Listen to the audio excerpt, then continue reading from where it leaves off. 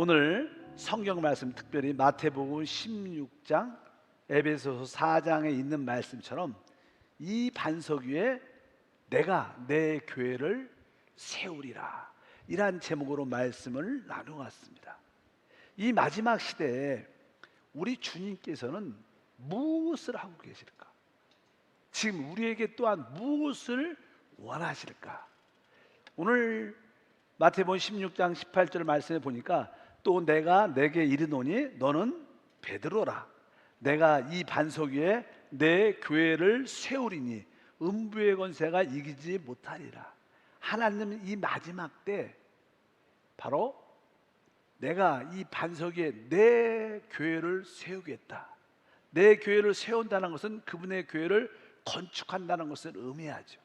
그리고 음부의 권세가 이기지 못할 것이다. 주님은 이 마지막 시대에 무엇을 하실까? 바로 주님의 교회를 세워나가십니다. 주님의 교회를 세운다는 뜻은 다른 의미로서 오늘 에베소서 4장 11절과 12절에 그가 어떤 사람은 사도로, 어떤 사람은 선지자로, 어떤 사람은 복음 전한 자로, 어떤 사람은 목사와 교사로 삼으셨으니 이는 성도를 온전하게 하여 봉사일을 하게 하며 그리스도의 몸을 세우려 하심이라. 주님께서 세우시는 교회, 내가 이 반석 위에 내 교회를 세울 텐데 그 교회는 다른 것이 아니라 바로 그리스도의 몸을 세우는 것인 줄 믿습니다. 그래서 하나님께서는 교회마다 아주 다양한 은사 있는 사람을 주시죠. 사도라는 사람을 보내시고, 선지자를 보내시고, 복음을 전하는 자를 보내시고, 목사와 교사를 보내셔서 그들을 영적으로 온전케 해서 다 봉사 안으로 들어오게 하여 그리스도의 몸을 세우는 일을 하십니다. 실제로 주님의 교회가 세워진다는 뜻, 그리스도의 몸이 건축된다는 뜻은 주님께서 이 마지막 시대에 교회를 그분의 신부로 마지막 한나라를 이 땅에 이끌고 오는 그리스도의 군대로 세운다는 뜻을 의미합니다. 교회가 세워진다는 것은 바로 우리 모두가 그리스도의 신부로 준비되는 겁니다. 우리 모두가 하나님 나라를 이 땅으로 가져오는 하나님의 군대로 세워짐을 믿습니다. 그래서 우리가 이 마지막 때 무엇을 해야 되는가? 그리스도의 신부로 준비되고 그리스도의 군대로 준비되는 바로 우리의 신앙생활이 돼야 될 줄 믿습니다. 그래서 제 마음속에 하나님, 이 마지막 때 우리 한세 교회가 그리스도의 신부로 준비되게 하소서. 그리스도의 군대로 세워질 수 있도록 은혜를 더하여 주옵소서. 이렇게 믿음으로 우리 모두가 달려가야 될 줄 믿습니다. 그렇다면 여러분들이 교회로 세워지는 그리스도의 신부가 되고 그리스도의 군대가 되려면 기본적으로 우리가 알아야 할 것들이 있습니다. 그 내용을 오늘 한번 말씀을 나누겠습니다. 하나님과 구속받은 우리와의 관계는 무엇으로 이루어지는가? 그것은 사실 우리 하나님은 영이시고요, 우리 하나님은 생명이십니다. 우리 주님께서 내가 곧 길이요 진리요 생명이다. 또한 하나님은 영이시다, 이렇게 말씀합니다. 아주 성경에서 가장 중요한 두 단어가 있는데 그것은 다른 것이 아니라 바로 영과 생명이라는 단어예요. 우리가 영을 모르고 생명을 모르면 하나님과의 관계가 형성될 수가 없습니다. 하나님과의 우리의 모든 관계는 바로 주님과 한 영이 되는 것이고 주님과 한 생명을 갖는 최고의 축복인 줄 믿습니다. 요한복음 6장 63절에 말씀합니다. 살리는 것은 영이니 육은 무익하니라. 내가 너에게 이른 말은 영이요 생명이라. 주님께서 하시는 모든 말씀은 그 말씀 안에 영과 생명이 있다는 것입니다. 우리가 그 말씀을 받아들인다는 것은 바로 주님의 영을 받아들이는 것이고 주님의 생명을 받아들이는 줄 믿습니다. 그래서 이 영이 곧 생명이고 생명이 곧 영입니다.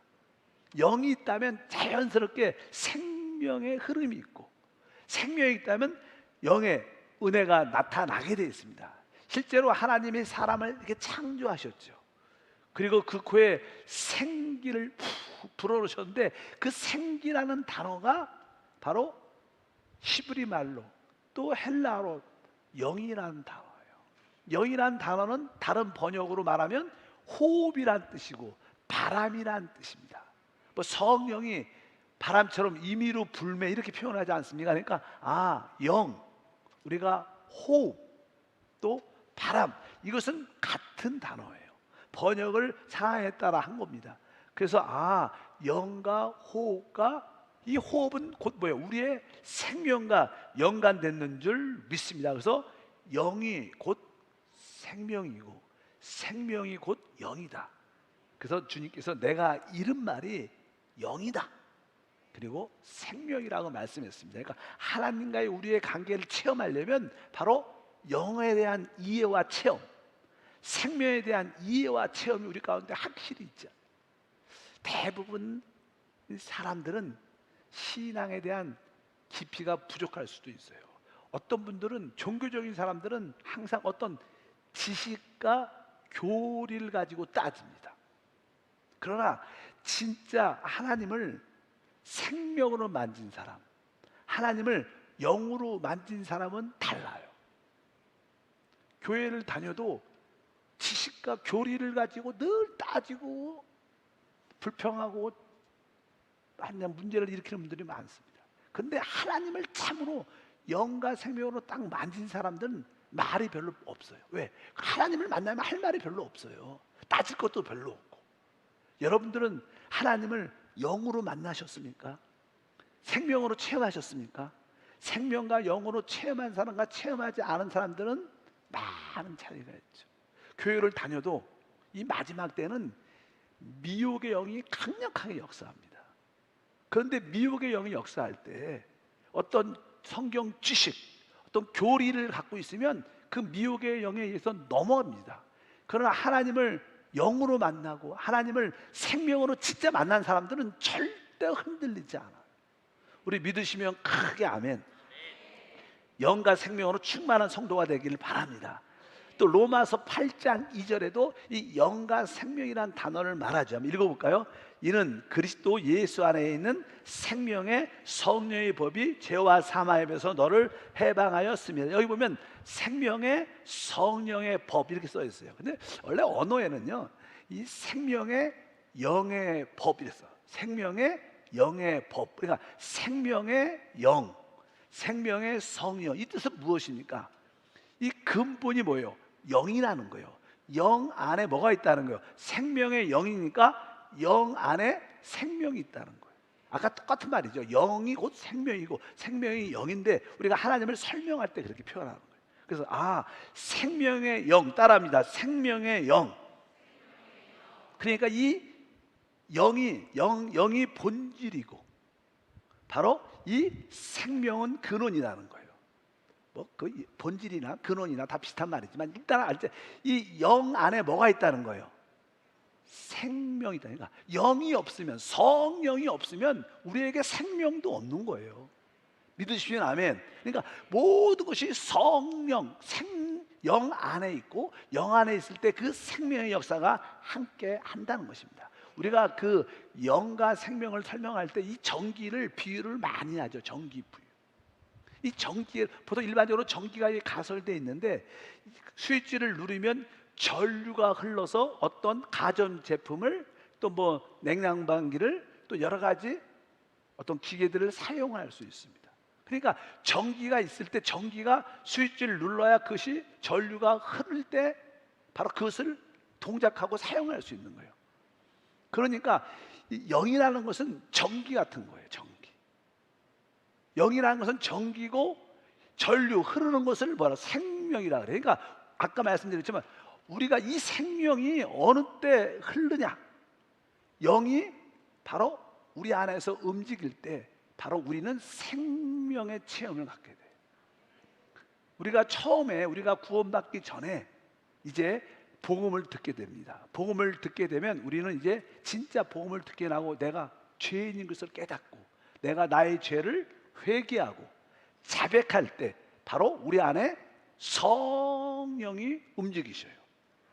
성령이 우리 가운데 오셔서 움직일 때 우리는 뭐예요? 성령이 움직일 때보다 뭐가 나타나요? 항상 생명이 체험되는 거예요. 성령의 기름 부음이 있을 때 우리는 치유되고 회복됩니다. 왜? 성령 안에 뭐가 있는 거예요? 생명이 들어있어요. 그래서 아까 뭐라 했어요? 생명의 영의 법이라 그랬어요. 그러니까 영 안에 있는 것은 뭐예요? 생명이에요, 생명. 근데 이 영이 운행할 때, 영이 흐를 때 우리는 무엇을 체험해요? 생명, 살아남을 체험합니다. 여러분 모두가 신앙에 살아남이 있길 주여 축복합니다. 그래서 우리의 신앙생활의 핵심이 무엇이냐? 성령이 우리 안에서 움직이는 그것을. 성령이 어느 때 움직이냐? 우리가 주 앞에 나와서 이제 구원받은 후에 주님을 마음껏 찬양할 때 이 성령이 움직여요. 여러분들이 뜨겁게 기도할 때, 하나님 말씀을 가지고 아멘하고 읽을 때 바로 성령이 우리 안에서 이렇게 움직이면 우리는 뭘 체험하는 거예요? 생명을 체험하는 거예요. 우리가 살아나고 회복되는 그런 놀라운 은혜가 함께할 줄 믿습니다. 신앙생활의 핵심은 바로 영적인 스위치를 탁 눌러서 그 영이 움직이도록, 영이 흐르도록, 그래야지 생명을 체험하니까. 그래서 신앙생활의 핵심은 항상 우리 안에 있는 영의 흐름을 주시해야 돼요. 그 영에 대한 체험이 없고 생명의 체험이 없는 사람들은 그냥 지식으로만 따지는 거예요. 날 틀렸다 맞다 틀렸다 맞다. 여러분 그런데 속지 마십시오. 생명을 터치하셔서 살아난 우리 성도가 되길 주님으로 축복합니다. 그래서 우리 안에 이 영이 흐를 수 있도록, 그 성령은 바로 우리 거듭난 영 안에 있다는 것입니다. 그래서 여러분들은 항상 우리 영 안에 있는 그 성령의 흐름을 사모해야 됩니다. 우리가 요즘에 뭐 할렐루야 찬양도 많이 하잖아. 할렐루야 찬양할 때 바로 우리 안에 거하시는 그의 영으로 말미암아 죽을 몸도 살아난다. 그러니까 우리 안에 거하시는 성령이 이렇게 움직임을, 기름 부음을 체험할 때 우리는 뭐요? 생명을 얻게 되고 치유되고 회복되는 거예요. 그래서 여러분들이 성령 안에 생명이 있구나. 내가 이 영의 흐름을, 영이 내 안에서 흐르도록 내가 하나님께 기도하고 찬양하고 준비되어야겠다. 그래서 우리의 신앙은 생각을 많이 하는 게 아니에요. 우리는 항상 우리의 가장 깊은 영으로 돌이켜서 주님께 기뻐하고 감사하는 신앙생활이 돼야 될 줄 믿습니다. 오늘날 세계에서 가장 큰 핵심적인 이 이슈는 에너지입니다. 에너지. 제가 전에 한번 그런 얘기 드렸어요. 우리 침켄트에 있었을 때, 우리 침켄트는 옆에 있는 나라 우즈베키스탄에서 전기를 이렇게 갖고 와서 이렇게 도시를 밝혔어요. 근데 나라가 이게 독립이 되니까, 그러면서 이제는 이 도시가 침켄트 아니 우즈베키스탄한테 전기값을 줘야 되는데 전기값을 시에서 안 줬어.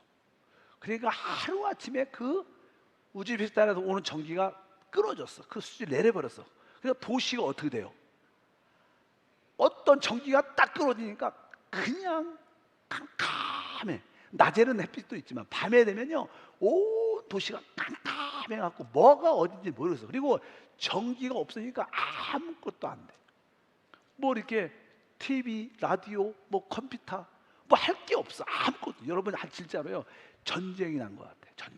전쟁이 나면 이렇구나. 왜? 아무것도 할 수 없는 거예요. 여러분들이 우리 집에 지금 여러분 가정에도 가전제품가 또 많잖아요. 여러분들이 만약에 전기가 없다고 생각하면요 할 일이 없어. 아무것도 할 게 없다는 거예요. 마찬가지로 이 세상에서 가장 이슈는요 뭐냐면 에너지입니다. 어떻게 그 에너지를 준비할 것인가. 에너지가 없으면 사람도 발달할 수 없고 어떤 누림도 가질 수가 없습니다. 그래서 에너지가 어떻게 에너지를 확보하느냐가 중요하죠. 근데 그냥 우리나라가 조금 이렇게 핵 발전소가 위험 요소가 있다. 그래서 뭐 이렇게 막 폐쇄해야 된다. 여러 그런 나라들도 있어. 거기에 동조해서 우리나라도 핵 발전소를 조금 점점점 줄여 나가야 된다. 그런 정부의 모습도 있었지만, 그러니까 그걸 반대하는 사람도 있고 또 좋아하는 사람도 있고, 어찌하든지 한국은 핵 발전소가 되게 최고의 기능을 갖고 있어요. 어찌하든지. 근데 이 세계의 최고의 핵심은 뭐예요? 에너지입니다. 근데 최고의 에너지는 무엇인가? 바로 우리의 영이라는 거예요. 영은 최고의 에너지. 최고의, 뭐 성령이라고 표현할 수 있죠. 성령이 최고의 능력이죠. 성령이 너에게 임하시면 너희가 권능을 받고. 그러니까 우리 신앙생활에서, 우리 사람에게서 신앙 역동적인 생활을 할 수 있는 능력은 뭐예요? 우리의 영이야. 세상 사람들은 영에 대한 이해가 없어요. 근데 우리는 뭐예요? 거듭난 영이 있고 성령을 우리 안에 모시고 있죠. 그러니까 여러분들이 영에 대한 인식, 영에 대한 체험, 영으로 돌이킬 수 있다면 여러분들은 영적으로나 지적으로나 건강적으로 최고의 에너지를 가는 거예요. 그래서 우리는 뭐예요? 영령을 따라 사는 거예요.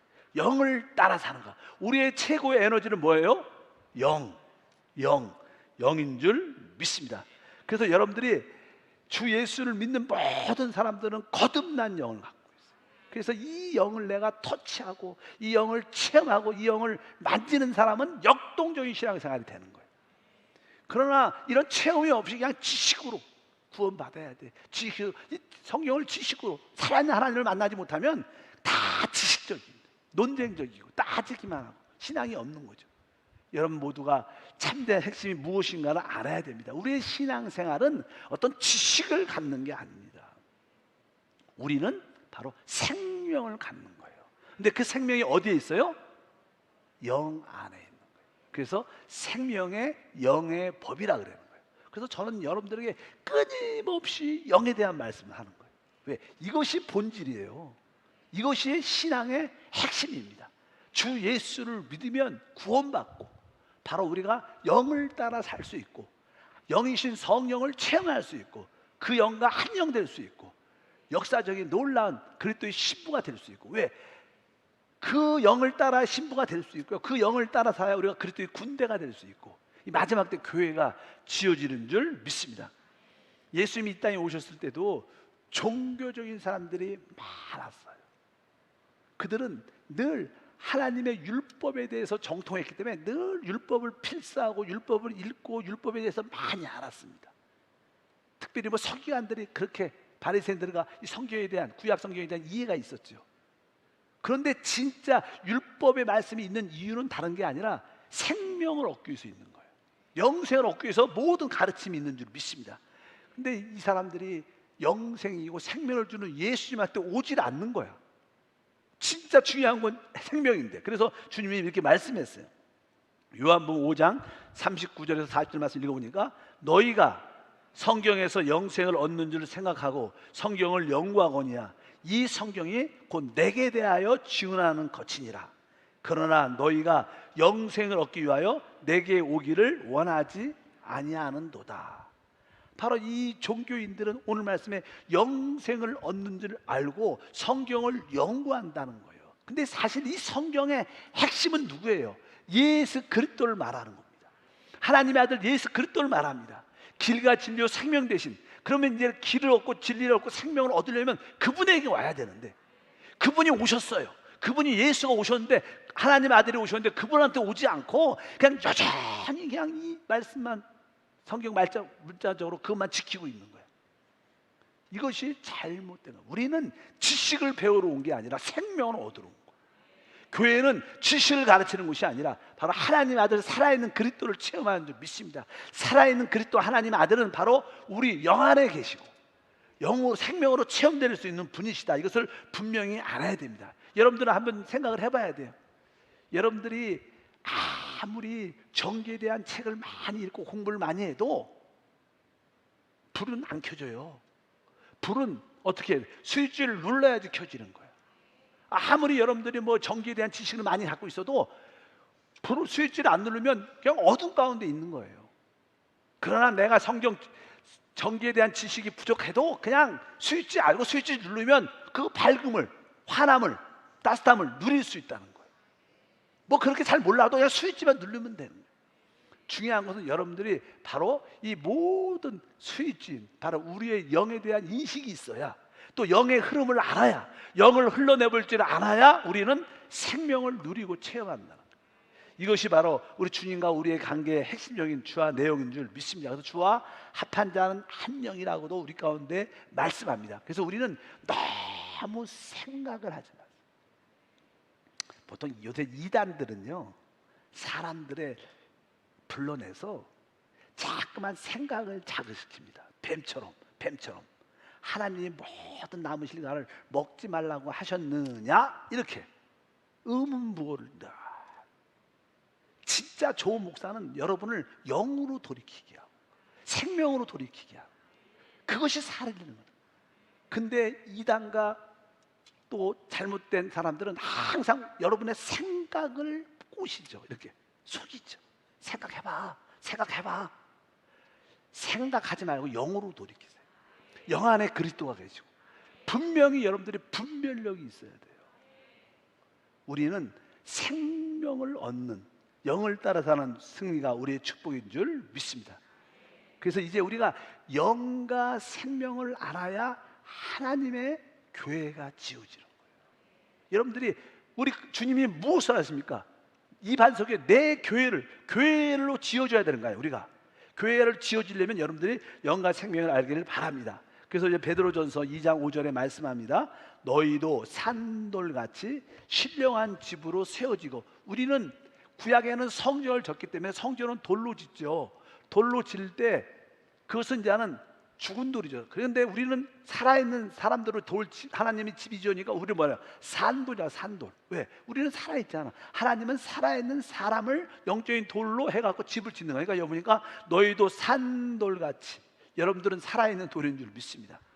그래서 신령한 집으로, 영적인 집으로 세워지고 예수 그리스도로 말미암아 하나님이 기뻐 받으실 신령한 제사를 드릴 거룩한 제사장이 될지니라. 그리고 나서 2장 21절과 22절, 그의 안에서 건물마다 서로 연결하여 주 안에서 성전이 되어가고 너희도 성령 안에서 하나님이 거하실 처소가 되기 위하여 그리스도 예수 안에서 함께 지어져 간다. 이렇게 말씀합니다. 바로 우리는 영 안에서 하나님이 거하시는 집을 짓고 있다는 거예요. 진짜 여러분들이 하나님의 영적인 성전, 하나님의 집으로 지려면 영과 생명에 대한 인식이 있기를 주님으로 축복합니다. 그런데 하나님이, 우리가 주 예수를 믿는 그 순간 바로 영이신 그리스도를 우리 안에 받아들였어요. 생명이신 그리스도를 우리 안에 확실하게 우리 안에 받아들였어요. 여러분 안에, 내 안에 영접된, 내 안에 계신 그리스도를 잘 모른다면 우리는 한 번쯤은 내가 구원 받았나? 이거 질문해 봐야 돼요. 진짜 구원 받았으면 그분이 우리 안에 영접됐어요. 생명이신 그리스도, 하나님의 아들이, 영이신 하나님의 아들인 그리스도가 우리 안에 우리 안에 계셔요. 그분이 있는지 없는지도 모른다면 우리는 진짜 구원 받은지 안 받은지 모를 거예요. 종교적인 사람들은 그런 하나님이 없어요. 그들의 하나님은 밖에 있습니다. 진짜 우리를 위해서 죽으신 하나님은 죽음과 부활을 통하여 우리 안에 함께 하시는 하나님이신 줄 믿습니다. 그래서 이제 우리가 하나님의 교회로 지어진다는 것은 이제 우리가 하나님의 생명을 영접해 우리가 영적으로 성장한다는 뜻을 가져요. 여러분들이 영적으로 성장할 때 다른 사람과 하나가 되어갈 수 있어요. 그래서 여러분들은 영적인 성장이 필요한 줄 믿습니다. 에베소 4장 13절에 이런 표현이 있습니다. 우리가 다 하나님의 아들을 믿는 것과 아는 일에 하나가 되어 온전한 사람을 이루어. 여기 뭐 온전한 사람을 이룬다. 이 온전한 사람이라는 것은 여러분들이 온전한 사람으로 이렇게 자라서 이룬다는 거예요. 여러분들이 아이들이 태어나면 아직까지 사람 모든 뭐 장기나 기구 다 모습은 갖고 있지만 크지 않죠. 그러나 아이들이 이제 초등학교에서 중고등학교 청년이 되면 이제 온전한 사람, 청년, 어른이 되는 거죠. 이것은 뭐예요? 성장으로 이루어지는 거예요. 믿으시면 아멘. 아이들이 영적인 지식도 알아야겠지만 믿음도 있어야겠지만 아이들이 또 체력적으로도 신체적으로도 성장해야 되는. 그러니까 하나님의 집이 지어지려면 우리는 영적인 성장을 가져요. 여러분 모두가 영적인 성장을 갖길 주님으로 축복합니다. 에베소 4장 15절에도 오직 사랑 안에서 참된 것을 하여 범사에 그의 일까지 어떻게 해요? 자랄지라. 자라는 건 뭐예요? 성장해요. 우리는 어느 정도까지? 바로 그는 머리신 곧 그리스도라. 바로 우리의 머리이신 그리스도까지 우리가 영적으로 성장해야 된다. 성장이 신앙생활의 그것이 곧 믿음입니다. 믿음이 좋다는 것은 뭐 기적을 행하고 이것이 믿음이 좋은 게 아니라 여러분들이 영적으로 성장할 때 살아있는 믿음을 갖게 될 줄 믿습니다. 그래서 계속 이 에베소서는 우리가 영적으로 지어지는 그런 이야기를 16절도 읽어보니까 그에게서 온몸이 각 마디를 통하여 도움을 받음으로 성으로 연결되고 결합되어 각 지체의 분량대로 역사하여 그 몸을 자라게 하며, 사랑 안에서 스스로 세운다. 계속 여기 있는 단어들이 계속 성장, 잘하고 잘한다, 이런 말이에요. 그러니까 참된 신앙생활, 우리가 성장해야 될 줄 믿습니다. 여러분들은 영적인 성장이 있어야 돼요. 그럴 때 하나님의 집으로 지어지고, 보통 어떤 벽돌로 어떤 건물을 질 때, 벽돌로 지면 실제로 우리가 볼 때 벽돌이, 우리가 어떤 벽돌이 하나 있으면 내 옆에 어떤 벽돌이 있고 내 위에도 어떤 벽돌이 있고 밑에도 어떤 벽돌이 있다, 이렇게 자기의 주변에 연결된 상태를 아는 거예요. 교회 안에서도 마찬가지입니다. 여러분들이 영적으로 성장하면, 아, 내 옆에 어떤 지체가 있고 내 위에 어떤 지체가 있고 내 밑에 누가 있고, 이렇게 서로 그러면서 연결, 하나됨을 이루어가는 거예요. 그냥 달랑 혼자 교회 생활한다, 내 옆에 누가 나하고 연결되는지 모른다, 그러면 그건 사실 참된 신앙이 아니죠. 성경에서 말하는 그리스도의 몸이 아니죠. 여러분들이 그리스도의 몸이라면 내 좌우에 누가 있고 내 우아래에 누가 있고, 이렇게 이들과 내가 영적으로 진짜 하나로 연결되어 있구나, 이것을 깨닫는 그리스도의 몸이 되는 줄 믿습니다. 어찌하든지 하나님의 집이 지어진다는 것은, 바로 주님께서 내가 내 교회를 세운다는 것은 여러분을 영적으로 성장시킨다는 거예요. 그래서 우리 모두는 영적으로 성장하는 교회 생활이 돼야 될 줄 믿습니다. 그러니까 교회 생활을 안 하면 성장이 있을 수가 없어요. 그래서 교회 생활을 제가 강조를 많이 하죠. 전에 어떤 집사님 그런 간증을 하시더라고요. 왜 우리 목사님이 교회 생활을 그렇게 강조하는지 이해가 잘 안 갔다. 근데 기도하면서 말씀을 통해서 다시 한번 교회 생활의 진짜 필요를 알게 됐고, 진짜 교회 생활에 오니까 다른 사람과 서로 연결되게 해서 다른 사람을 이해하고 품고 용서하고, 그러면서 내가 변화되는구나. 내가 변화되지 않으면 다른 사람과 하나 될 수가 없는 거예요. 교회 생활을 통해서 우리는 깨져야 되고, 깨질 수밖에 없을 때 변화되고, 변화될 때 다른 사람을 다 품을 수 있는 줄 믿습니다. 그래서 우리가 이제 교회 생활은 영적으로 이 하나를 지키는 거라고 보통 말을 해요. 하나를 지킨다. 그래서 다시 한번 에베소서 4장 13절에 보면, 3절, 4장 3절을 먼저 보니까, 평안에 매는 줄로 성령이 하나 되게 하신 것을 심써 지키라. 그러니까 여기 보면 하나 되게 하신 것을 심써 지키라. 심써 지키라는 뜻은요, 이미 우리가 하나라는 거예요. 하나이기 때문에 그걸 계속 지키라는 뜻이에요. 여기서 뜻은 계속, 왜? 심써 지키라. 이미 하나가 됐기 때문에. 어떻게 해서? 여기 성령 안에 성령이 하나 되게 하신 것, 바로 내 안에도 성령이 계시고 여러분 안에도 성령이 계셔요. 우리는 성령이 우리를 벌써 이미 하나 되게 만들었어요. 우리는 영으로 서로 연결되어 있어요. 믿으시면 아멘. 우리는 영으로 연결되어 있기 때문에 바로, 아, 이미 영 안에서 우리가 하나구나, 내가 이것을 지켜야겠다, 내가 지키자, 우리 모두는 영 안에서 하나입니다, 이것을 가질 때 우리가 하나를 지킬 수 있어요. 또 하나를 지키라는 말은 그 13절에 기록되어 있습니다. 우리가 다 하나님의 아들을 믿는 것과 아는 일에 하나가 돼요.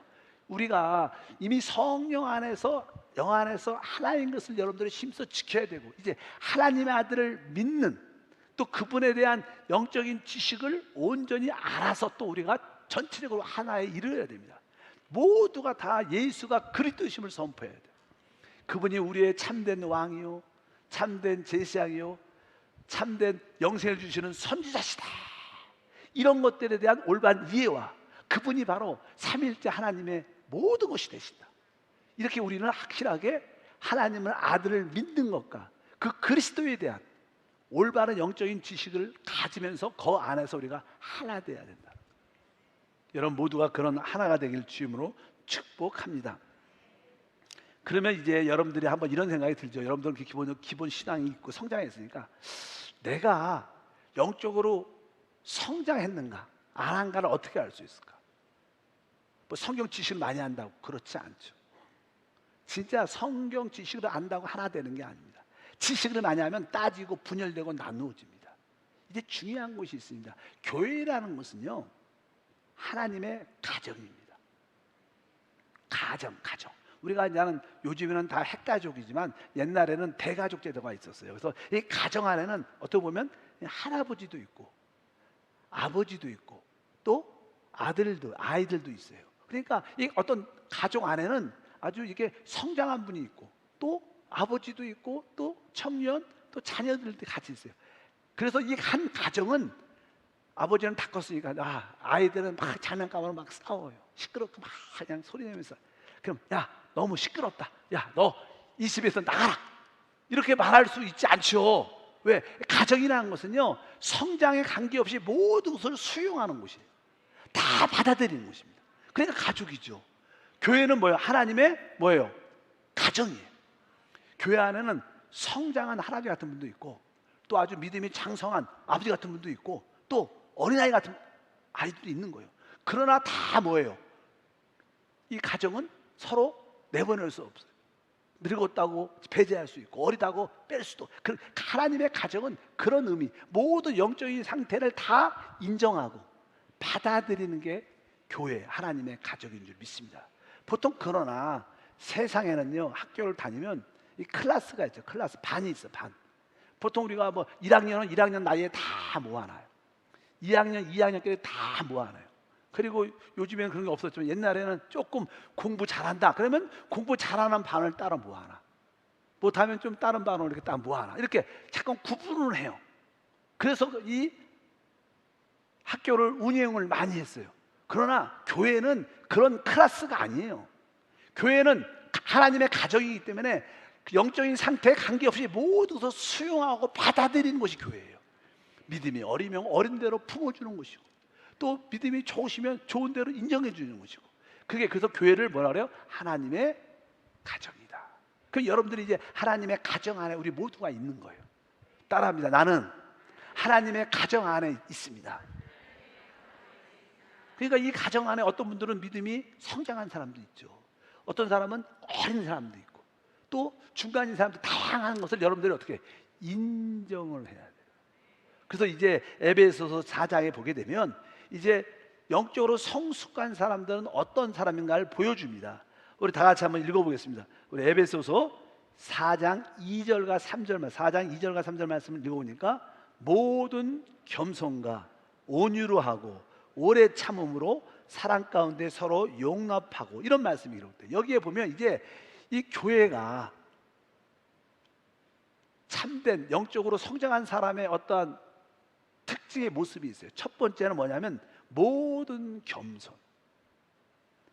영적으로 성숙한 사람들은 겸손합니다. 겸손한 뜻은 자기를 낮추는 거예요.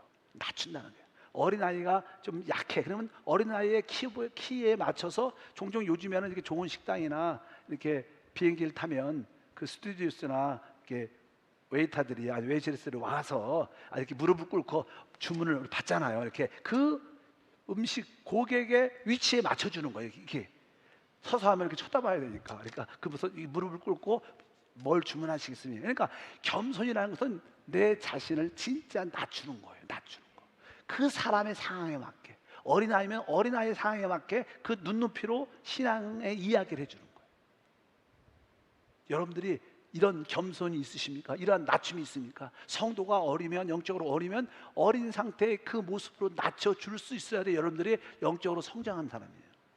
영적으로 성장하지 않으면 절대로 그렇게 해주도 못하고 아유 그냥 믿음도 하나도 없어갖고 이렇게 말할 수밖에 없다는. 그러나 여러분들이 영적으로 이렇게 온전히 그리스도의 몸으로 성장하면 여러분은 겸손, 즉 여러분은 자신을 진짜 낮출 수 있는 마음이 있어요. 여러분들이 서로 우리 모든 성도에 대해서 그 사람의 그 상태에 따라 어떻게 낮춰줄 수 있는 은혜가 있기를 바랍니다. 낮출 수 있는 사람은 영적으로 성장한 사람, 바로 그리스도의 몸을 세우는 사람인 줄 믿습니다. 두 번째는 뭐예요? 온유로 하고, 온유라는 단어가 두 번째는 온유. 온유라는 것은 이제 아주 어려운 말로 말하면 자기를 위해서 싸우지 않는 거예요. 자기를 위해서. 온유라는 것은 대부분 우리는 왜 승질내요? 나한테 손해가 되고 내가 억울하니까 나를 지키려고 막 따지고 사랑께 굴죠. 막 이렇게 대들고 그러죠. 왜? 자기를 지키려고. 근데 온유는 나를 위해서 싸우지 않는 거, 나를 위해서 저항하지 않는 거야. 그러다 보면 다른 사람들을 품을 수 있고 이해할 수 있는 거예요. 주님은 그러죠. 나는 온유하고 겸손하다. 주님이 그래요. 주님의 특징이 뭐예요? 어떤 세리면 세리, 창리면 창리, 그 수준에 맞춰서 그들과 함께 행하는, 많은 것을 안다고 그런 티를 내지 않았어요. 나는 온유하고 겸. 그리고 남들의 핍박과 반대가 있을 때 그것을 그냥 대항하지 않고 그냥 받아들였어요. 자기를 위해서 싸우지 않았습니다.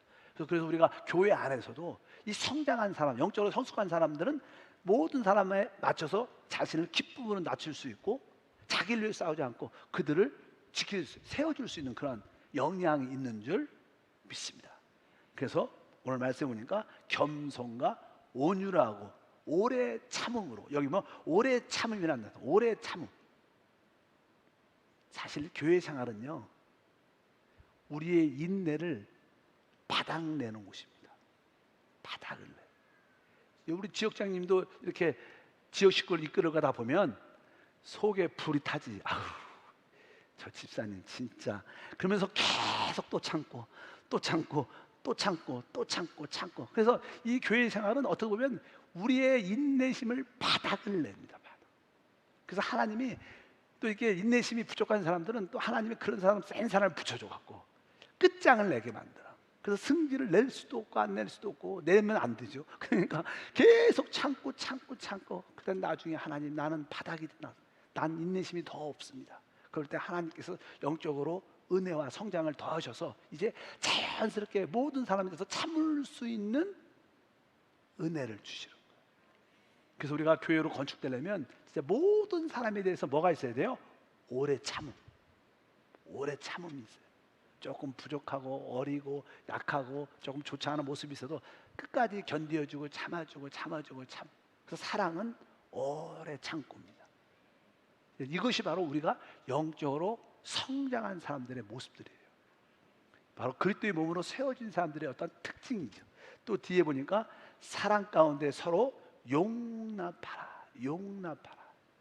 어떤 상황 가운데서 그분을 다시 한번 받아들이고 허락해주고, 그래, 실수할 수 있어, 또 받아들이고, 잘못할 수 있어, 괜찮아요, 받아들이고.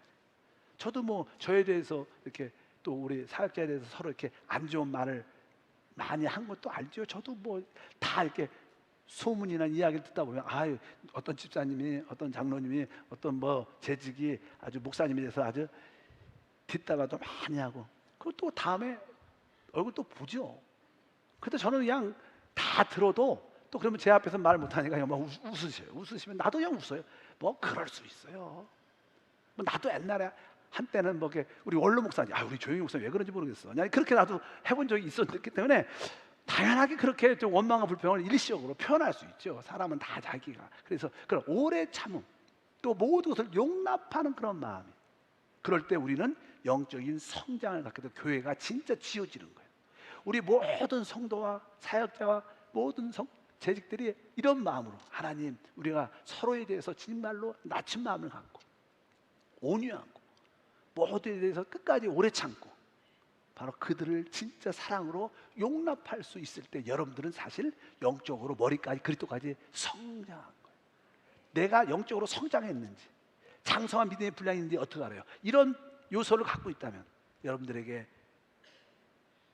겸손이란, 모든 사람, 그 사람의 상황까지 내가 기쁨으로 낮춰줄 수 있는, 온유할 수 있는, 바로 오래 참고 그들의 모든 것을 용납할 수 있는 그런 마음이 자연스럽게 든다면 여러분들은 이미 영적으로 성장해서 그리스도의 집, 하나님의 집으로 지어지는 거예요. 우리 모두가 이렇게 되기를 주님은 원하시는 줄 믿습니다. 그래서 여러분들은 이러한 단어를 갖고 기도를 해야 돼요. 하나님, 진짜 주님은 이 마지막 때 그리스도의 몸된 교회를 세우기를 원하는데, 그리스도의 몸된 교회가 세는 그분의 신부로 세워지는 것이고 그분의 군대가 되는 겁니다. 그러려면 이러한 항목들이, 우리는 다 가정이기 때문에 클래스 반이 아니라 우리는 뭐요? 하나님의 교회는 가정입니다. 바로 우리 할아버지도 또 나이가 많으시면 용납하고, 너무 어려도 받아들이고, 아버지, 형제, 자매들 다 한 가족이 이루는 것처럼 하나님 서로 부족함이 있고, 또 부족함이 있고 영적으로 어리고 그런 모습이 있어도 서로 받아들이고 이해하고 용납하고 하나 되게 도와 주시옵소서. 그래서 우리 있는 상태에서 우리 모두가 이렇게 하나가 될 때 바로 하나님의 집이 지어지는 거예요. 그럼 주님이 오시죠. 그런 교회가 있다면 주님이 오셔서 우리를 신부로, 군대로 세우셔서 이 땅에 하나님 나라를 세우는 놀라운 축복과 은혜가 우리 가운데 함께할 줄 믿습니다. 그래서 한 번쯤은 여러분들이 내 안에 영접된 생명이 있는데 이 생명이 얼마나 성장하는가 한번 여러분들 테스트하려면 이런 단어를 한번 여러분한테 비춰봐야 돼. 나한테 이러한 겸손, 모든 어린 성도에 대해서 이러한 낮춤이 있는가? 진짜 나는 모든 성도에 대해서 온유한가? 나는 모든 성도에 대해서, 사역자에 대해서 오래 참고 있는가? 나는 그들을 좀 잘못된 모습을 봐도 사랑으로 다 용납하는가? 바로 이런 자들이 바로 성장한 자들이고, 이런 자들이 하나님의 집으로 지어진 자들입니다. 하나님은 마지막 때 이런 자들을 만들어내셔요. 이런 자들이 우리 한세교회 몇 사람만 더 세워진다면 주님은 오십니다. 오실래도 신부가 준비가 안 됐어. 혼자 오셔가지고 신부가 없으면 썰렁하잖아요. 안 그랬어요? 제가 결혼할 때요, 신랑 신부 상태를 잘 안 보고 우리 사회자 대교장 목사님께서 신랑 입장해서 열심히 들어가는데, 그리고 딱 기다렸는데 신부 입장했는데 신부가 안 들어오는 거야. 왜? 우리 장인어른이 안 오셨어 아직까지. 진짜 안 오셨어. 그리고 신부는 애매한 거야. 이거 혼자 들어갈 수도 없고, 장인어른 저희 장인어른 오셔야 되는데 지금 오는 중이고, 벌써 조용히 목사님 주례 앞에 서 있고, 신랑은 입장했고, 우리 대유왕님이 조금 이렇게 분별이 있어서 조금만 참아야 되는데 그냥 보지도 않고 이렇게 해갖고 아주 고난을 당했습니다. 어쩌든지 그 배우의 이야기는 나중에 드리고 어쩌든지 우리가 모든 것을 교회의 상황이 그런 모든 것을 우리 이해하고 볼 수 있는 성도가 돼야 될 줄 믿습니다. 그래서 지금 신부로 주님이 우리를 짓고 계시. 바로 신부로 세워지는 게 바로 그리스도의 몸이 세워지는 것이고 주님이 교회를 짓는 줄 믿습니다. 그래서 우리가 이 마지막 때 그런 믿음을 갖고 우리 모두가 달려가야 될 줄 믿습니다. 하나님 아버지 감사합니다. 다시 한번 이 마지막 때 주님이 세우시는 교회 안에 우리가 성장하여 그리스도의 신부와 군대로 세워질 수 있도록 은혜를 더해 주시고, 바로 우리 주님과의 우리의 관계는 바로 영을 알고 생명을 아는 것입니다. 주님의 생명으로 우리가 연합되는 것이고 주님의 영과 한 영이 되는 것이 진짜 신부요 군대인 줄 믿습니다. 항상 우리가 우리의 생각 안에 머무르지 말고 우리 영으로 돌이키고 영 안에 있는 그 생명이신 주님을 만지는 신앙생활이 되게 도와주옵소서. 따지고 논쟁하지 않게 하시고 영으로 돌이켜서 생명과 놀라운 영의 하나님을 체험하고 누리는 성도가 됨을 믿습니다. 주 예수 이름으로 기도함나이다. 아멘.